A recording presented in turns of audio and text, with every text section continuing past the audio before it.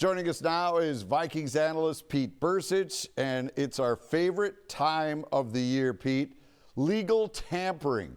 Such a great term that the National Football League has come up with this for right now.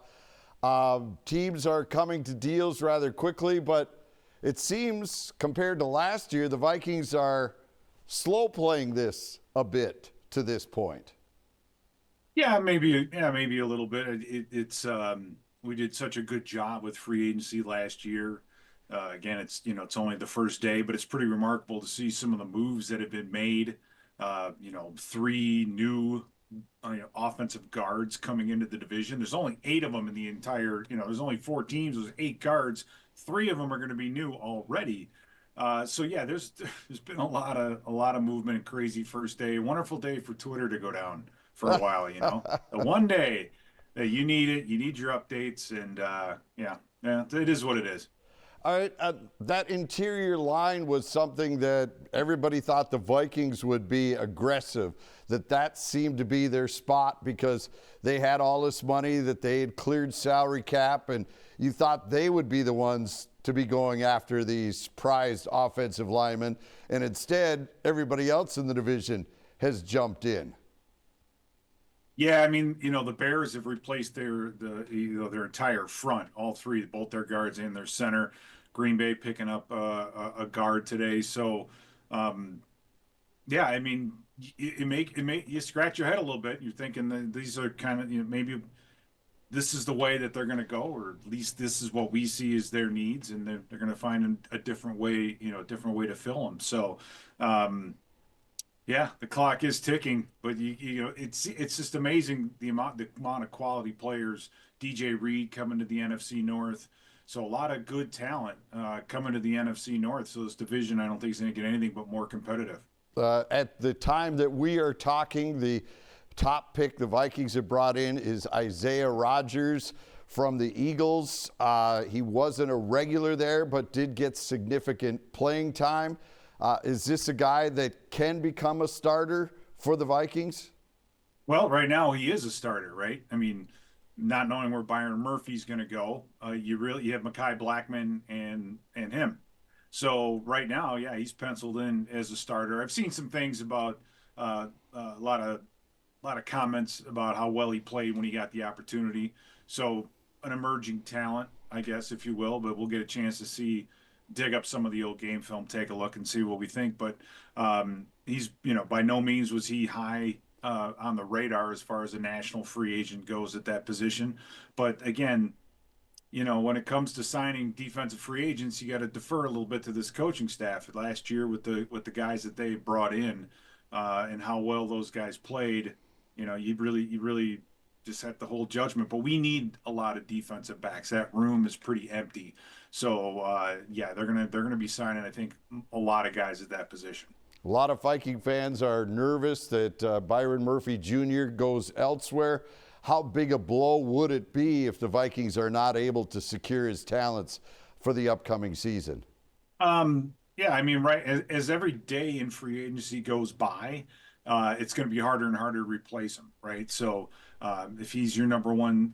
If he's going to be your number one cornerback and continue to be, then you got to keep him here. So I think every kind of day that goes by is gonna help. I think Byron Murphy a little bit, see what kind of money's out there, let the market kind of get set, and then figure out where you fit in below that. So yeah, it's again, if you get Byron Murphy back, now you can kind of see some of the pieces that are going to be falling into place. But of all the things that we want to upgrade, of all the things that you want to see the Vikings improve upon, keep in mind that defensive back room was pretty much empty with Cam Bynum leaving, going to Indianapolis for 4 years and $60 million.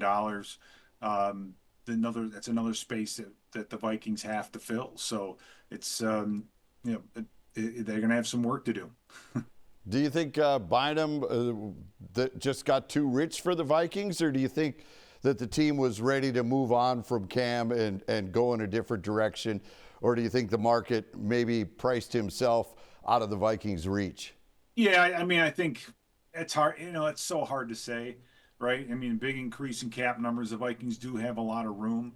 I just don't think that they felt like they wanted to overpay for that position, right? I guess it wasn't a position of priority.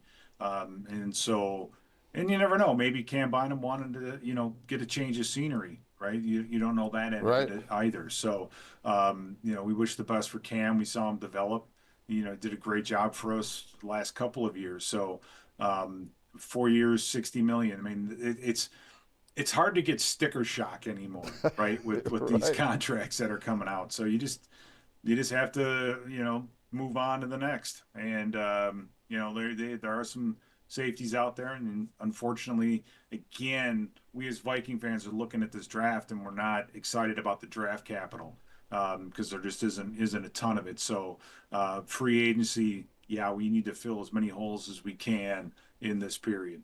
All right, Sam Darnold finds a new home in Seattle. One, how do you think he'll fit in there? And do you think there was really any serious conversations between the Vikings and Sam about keeping him here? Or was it a lot like last year where they said, oh, Kirk, we love you. You're the greatest. We just do anything to keep you here except write you a check?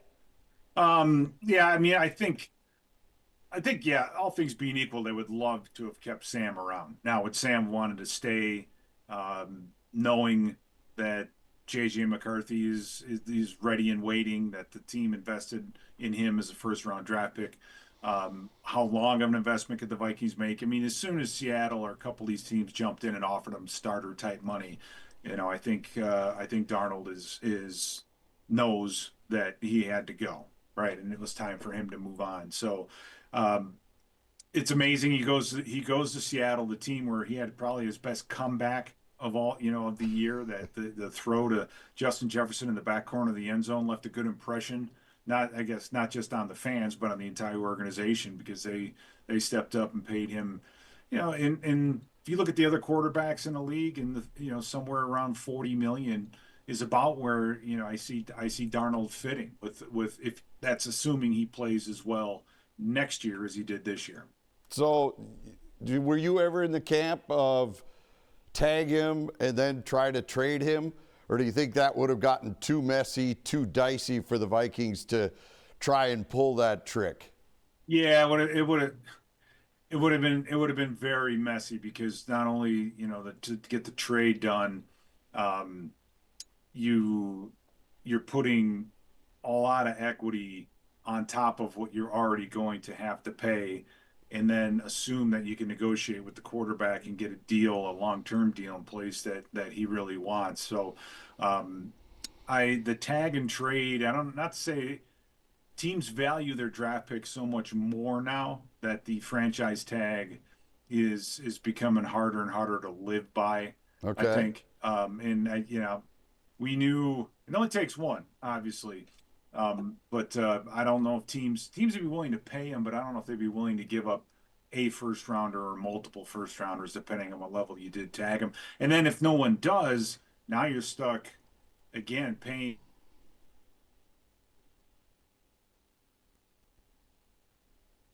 Maybe you don't expect to start. Right. All right. A name now. The Vikings need to find a veteran to fill the shoes. Aaron Rodgers is floating out there.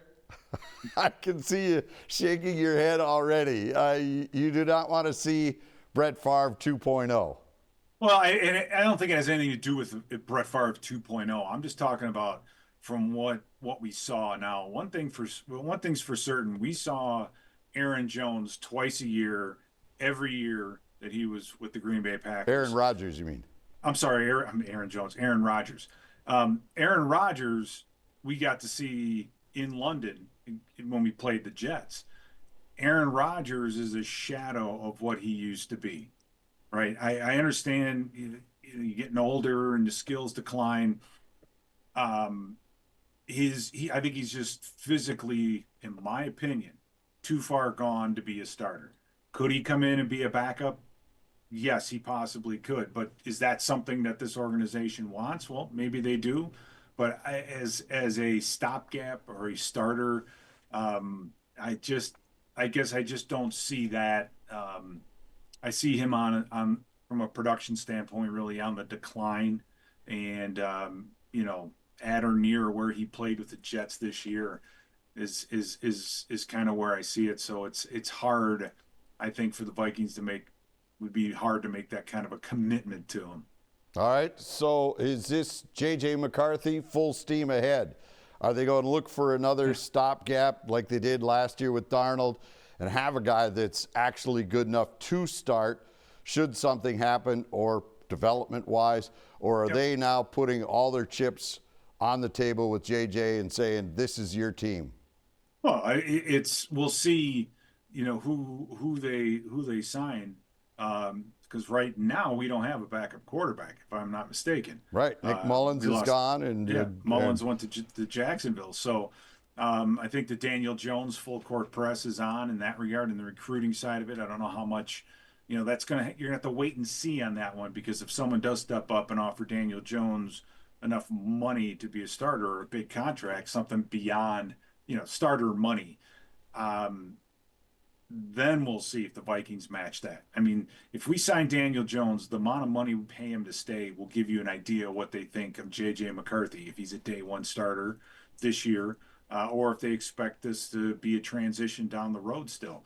So I'm sure they're recruiting him, and I'm sure the rest of the quarterbacks in this league are looking at the path that Sam Darnold took to a big payday.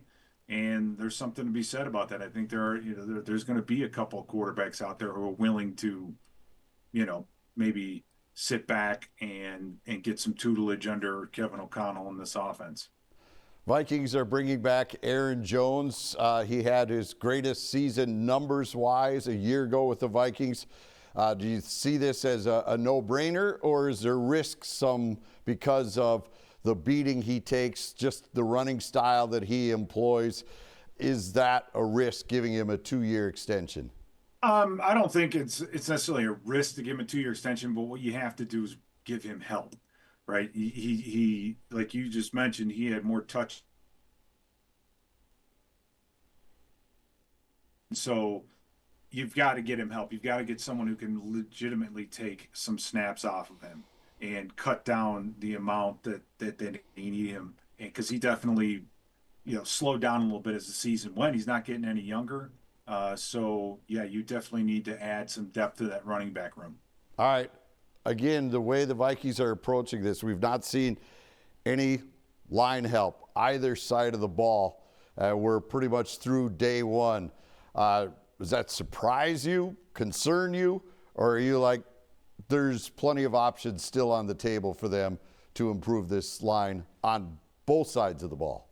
Well, yeah, I think there's going to be some options still available. I mean, obviously a lot of the big names, I haven't really done a dive into what guards are still available as free agents. A lot of the bigger names have either been traded or are off the table. We could use some depth at interior defensive line, no question about that. But again, let them find the guys that they know that that are going to fit. I mean, we got some guys that we didn't know too much about last year, and they stepped up and played well. So, we just kind of. It's unfortunate. You just, as a Vikings fan, you just got to kind of sit back and let the cards go. But there's just not much to really talk about right now yet. Right. You look at that last year, everybody's like Van Ginkel, wow, he's, okay, right? And right. Grenard, well, he's just basically a replacement for Danielle Hunter, not really an upgrade. Blake Cashman. Yes, you're like, okay, this is a guy in the middle, but right. They all panned out. So I think that Viking fans are a little more at ease going into this process this year than last year. Yeah.